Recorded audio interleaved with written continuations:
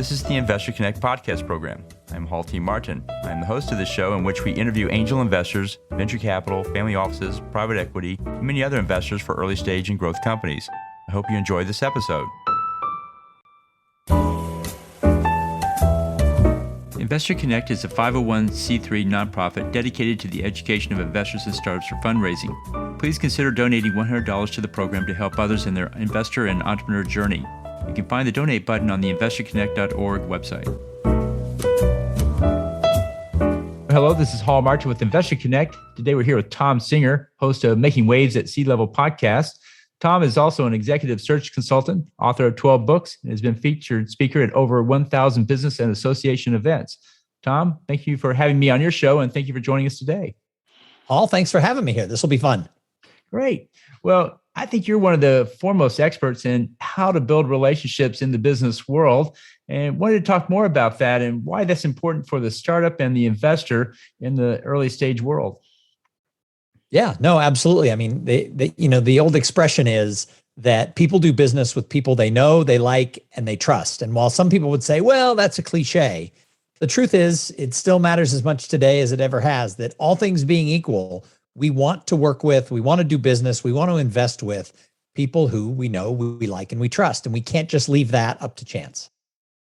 Well, absolutely. And so when you work, if you're a startup founder, how would you build that relationship with the investor? What would you use as a first introductory technique to get in and make that opening remarks? Well, I mean, one of the most important things you should do, no matter what industry you're in, it's certainly true for startup founders as well, is you need to be involved in whatever industry your company serves. So I am a huge believer that everybody should find ways to get involved with their trade association, because a lot of people say, oh, I don't want to do that because that's where my competitors are. Well, sometimes, but also there's many people involved in industry groups that aren't direct competitors. And many of those people might have investors who would also like to invest in your company. So getting to know people who do the same type of work or in the same industry is a great place to start. And it's not so much just signing up and paying dues for some association. It's actually getting involved and building your personal brand within your industry. Because if you have a really good reputation and you're growing a business, the investors are going to want to find you and they're going to hear about you if you're involved. If you're the best kept secret in your industry, you're going to have a hard time finding funding, finding employees, and finding customers. Well, one thing I always coach startups on is those who wanted to meet and find investors to fund their deal is to hang out where the investors are hanging out. And aside from the associations, where else would you find them hanging out that you would recommend the startup do, and how would they approach that? Well, it's going to be different for different industries and certainly different size companies. But if you look at the startup community, one of the places that a lot of investors hang out is around the startup community type events that happen in your city. And every city's got some different groups. In Austin, Texas, where I live, there's the Central Texas Angel Network. There's your organization. There's a lot of technology groups that are there. So it's really, figuring out where are the people in the industry, because the truth is the investors are going to be around there. A lot of investors are going to, have jobs in other companies. They're going to be involved in other things in the community. So really it's just getting around the people who are active in your business community, because if the exact investors who are right for you aren't there, there'll be people there who will know them. Nobody goes to every single networking event or belongs to every single association, but most people who are actively involved in trying to keep their reputation alive and growing their business, they'll participate in 2 or 3. So you pick the 2 or 3 that work for you, and then you overlap with people who are in different groups. And eventually, once you build that reputation, you'll start to know where the people are you have to meet, because you'll hear from your friends. There's an old saying that I love, and that is success leaves clues. So get around successful people who are doing what you want to be doing, and they'll tell you where the other successful people are.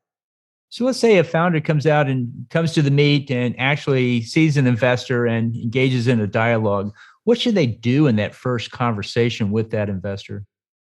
Well, one of the mistakes that we make in our society is we spend a lot of time teaching these founders how to craft an elevator pitch. Now, I'm a big believer that there's a time and a place for your elevator pitch, but for those who may not be familiar with the term, the idea is that if you and I got in an elevator together on the 30th floor of a building, and I realized, oh my gosh, you're an investor and I have a company that you can invest in. I flick an invisible switch in my back and I just start reciting some 3 or 4 sentence thing that I've pre-memorized. Just, hey, my name is Thom Singer. I've written 12 books, blah, blah, blah, just verbal vomit all over the other person. And this is a problem. If you immediately go into let's pitch them mode, when that elevator reaches the lobby on the first floor and the doors open, Hall, what are they going to do? They're going to run out that door. I have asked that question of at least 500 different people in different groups, and run is the number one answer that people say. Nobody has ever said, why, I would take you to Starbucks to learn more. So if we lead with our elevator pitch and we pounce on people like they have a pork chop hanging around their neck, and you're a hungry wolf who hasn't eaten in a week, and you're just like, hey, investor, let me tell you all about my product or service. When those doors open, they're going to run. And so don't repel people when you meet them.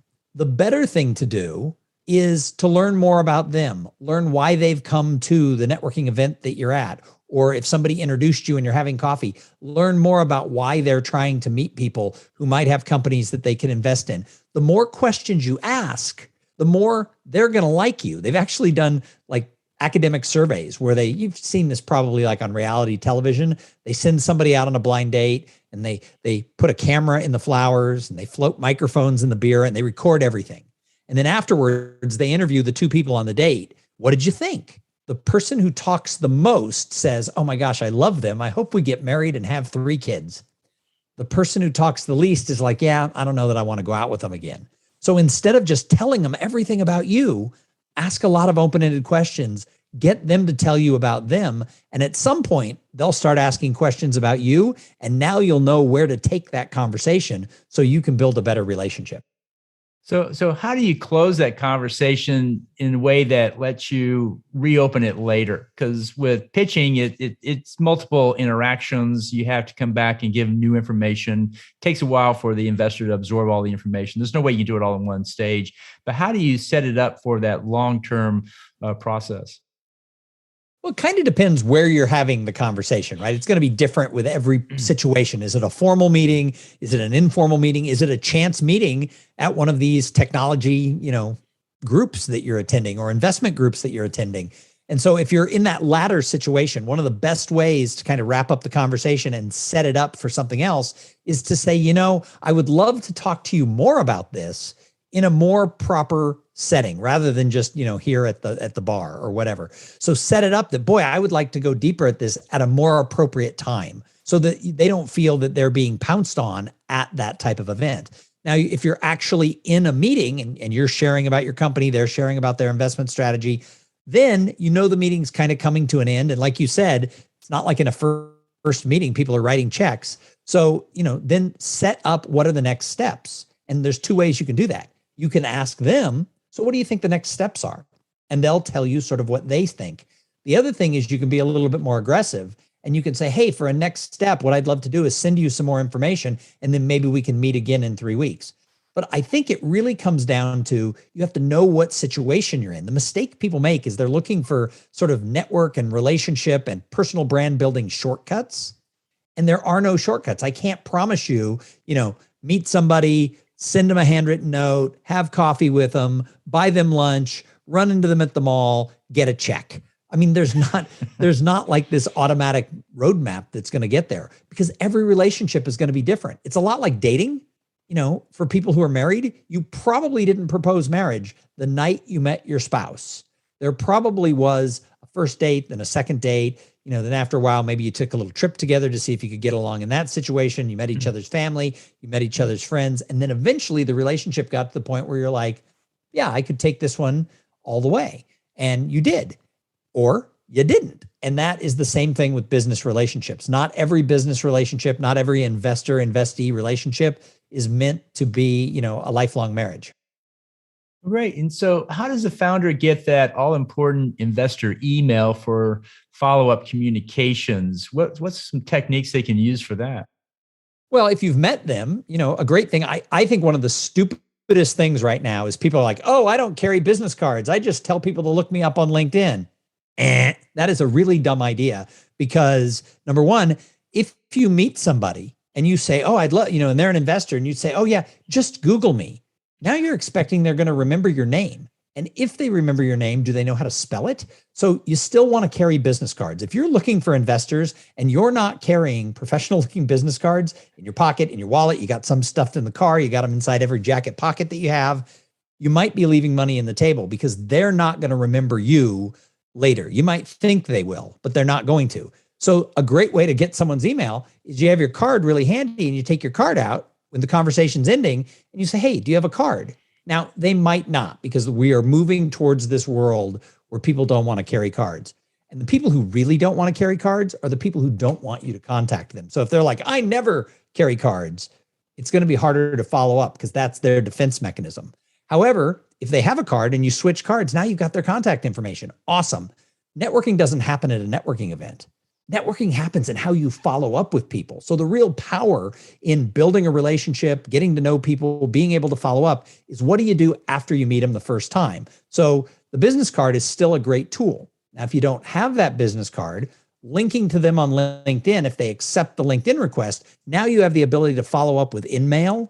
The other thing is some people, if you're a little sleuthy and you go in and do a little research, you can find their email online. And my greatest trick for this, because maybe it's on their website, great. If you're connected to them on LinkedIn, you have access to their contact information. But if you don't have any of that, what you can do is Google their name, their company, and the word email address. And it's amazing how many times they might have written an article for a magazine and the magazine published their email address, or they're on the board of an association and that association lists the contact information. It's not as hard to find that email address as you might think.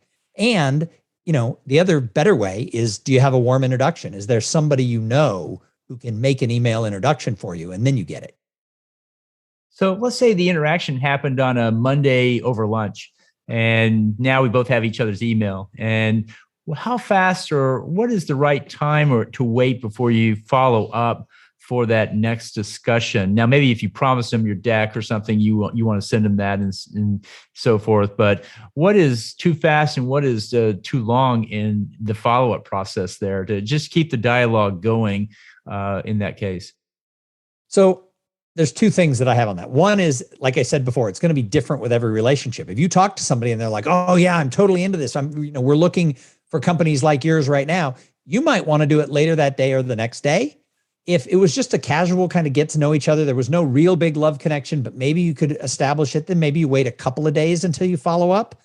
And if it's not urgent and you got their card and their card has a physical address, I'm still a believer in sending a handwritten note, especially if someone did you the favor of meeting with you, sending them a handwritten note that says, Dear Hall, it was great to meet you. I really appreciate your time. Thanks for the advice you gave me on whatever the advice was. I look forward to our next meeting. Signed, Thom. Now, the downside with this is in the last 2 years since the pandemic came along, many people are working from home.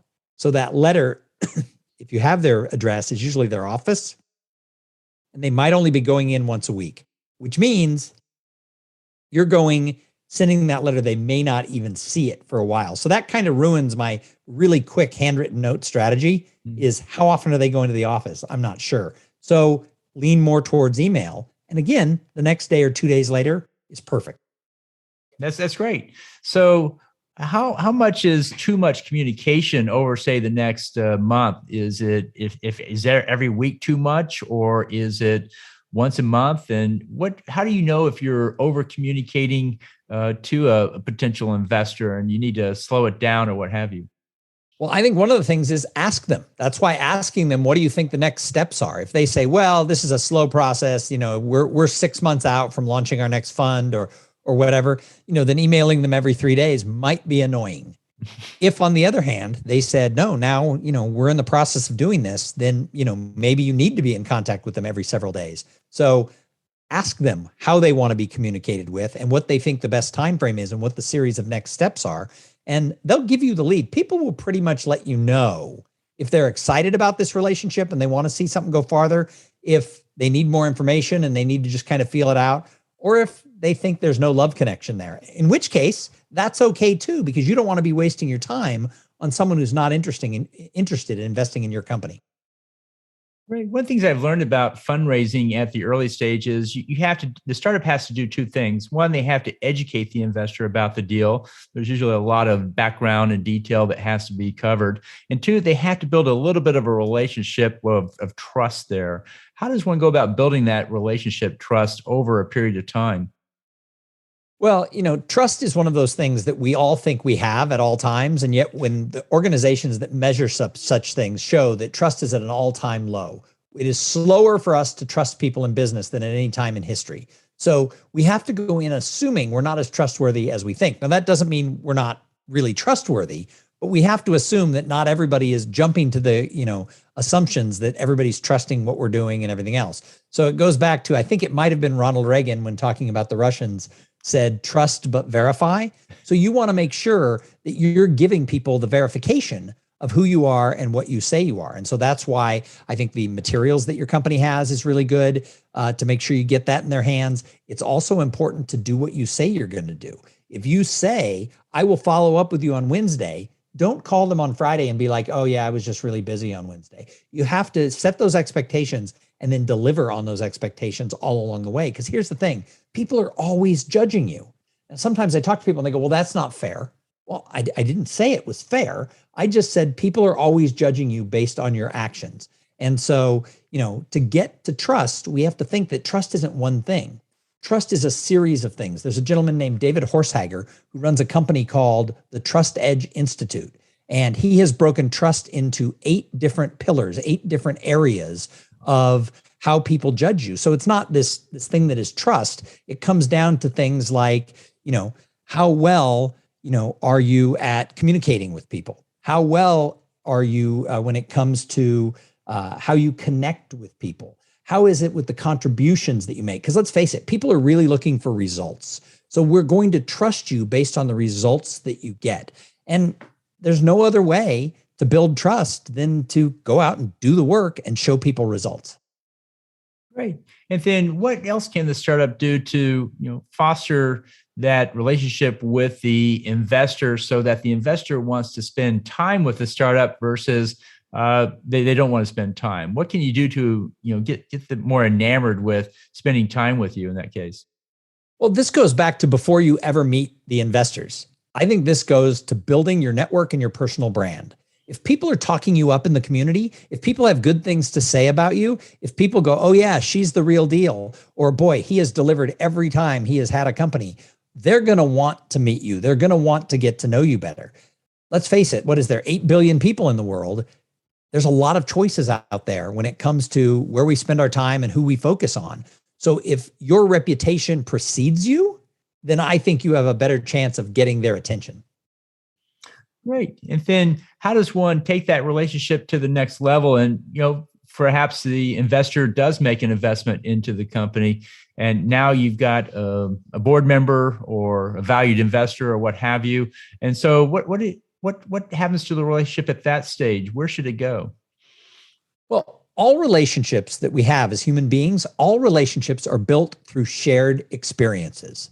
And so when we share experiences with people, that's how we forge friendships. Just look back at your high school or college days. Who are you still friends with today? Who do you talk to? Who do your families vacation with? Is it someone you had in like that Psych 101 class with that room that had like 600 people freshman year, who occasionally you saw them on campus and you were like, yo, dude? Or is it the people who you were in clubs with, you were in a fraternity and sorority with, you played on a sports team with, you spent spring break with? It's those shared experiences that forged long-lasting friendships that you have to this day from your high school and college era. Same thing is true in business. Look back at who are my best friends in business. It's often people who you founded that company with and you went through those really hard times and those really good times.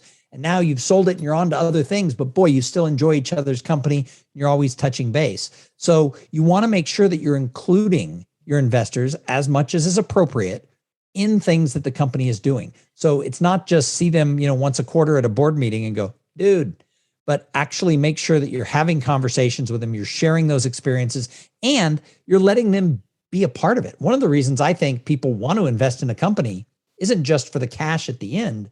They want to be part at some level, some more than others, but they want to be part of the experience. So find a way to include them and share the experience of building the company with them. And when you get to the other side, you won't just have had an investor who y'all can cash out together, but you're going to have a friend.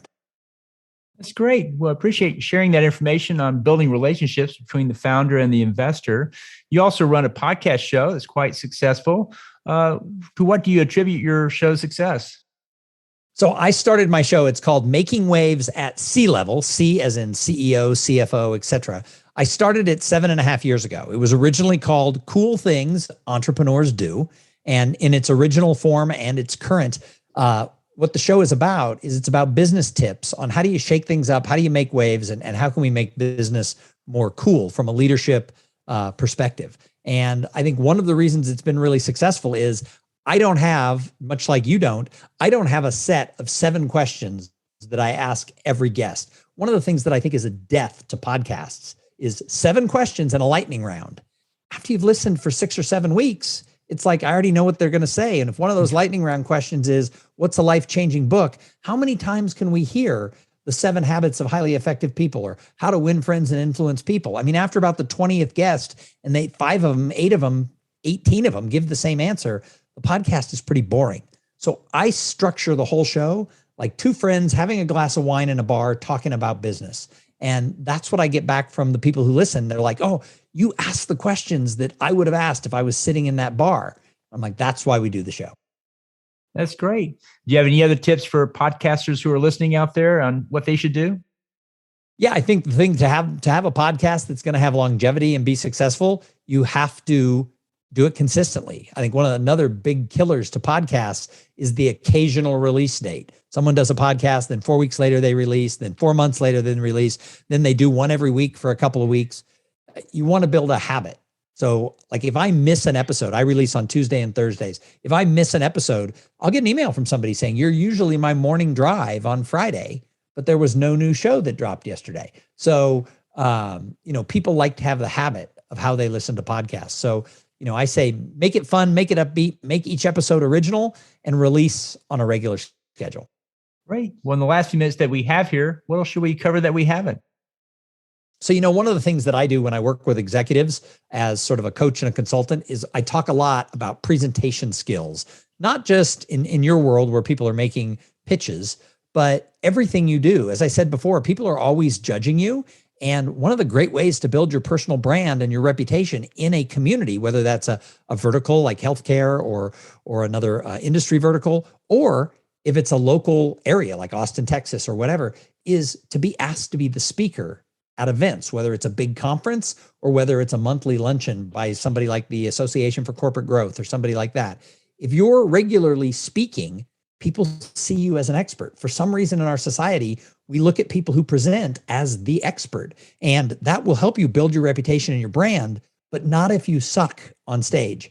So you have to realize that you have to work on your presentation skills and you have to get good at it. And the way you get good at it is the more you speak, the better you're going to get, as long as you're trying to learn from every single one. So one of the mistakes that a lot of founders make is when I talk to them, they'll say, oh no, I'm a great presenter.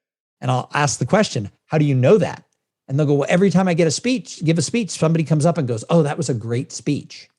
And lots of times they're speaking inside their company. And I'm like, really, what else would your employees say to you? But hey, boss, great speech. And they're like, no, even when I go to a conference, people always say, wow, great speech. And I have to remind these very smart entrepreneurial executives that we live in a polite society. If you see a speaker at a conference who is highly mediocre, like when they say in conclusion, you think, thank God. Now you're in the elevator with them and it's just you and them. You have a name tag on so they know that you were in the audience and saw them speak. What do you say to them? You say, great speech. And the reason you do that is we live in a polite society. Very few of us out there are going to look at the speaker and go, wow, that sucked. And why'd they bring you in? So people say nice speech. So if you're hearing from people after you give a speech, great speech, you have no idea if it was a great speech or just mediocre. And so I always tell people the only way you know if you're good is if you're spinning off business, or you're spinning off introductions, or if people want to take you to lunch, that's when you know you did a good job. So you have to be out there speaking a lot and fine-tuning those skills. But the entrepreneurs who are the best presenters, their companies tend to do very well and they tend to get funded because if you're a good presenter, people just assume you're smart, even if you're not. Great. Well, that's great advice. So how best for listeners to get back in touch with you? My website, thomsinger.com. I spell Thom Thom, like Thomas without the ass. So Thom, Singer, Singer.com. Great. We'll include that in the show notes. I want to thank you for joining us today and hope to have you back for a follow-up soon. Thank you. It's great to be here. Investor Connect helps investors interested in startup funding. In this podcast series, experienced investors share their experience and advice. You can learn more at investorconnect.org. T. Martin is the director of Investor Connect, which is a 501c3 nonprofit dedicated to the education of investors for early-stage funding. All opinions expressed by Hall and podcast guests are solely their own opinions and do not reflect the opinion of Investor Connect. This podcast is for informational purposes only and should not be relied upon as a basis for investment decisions.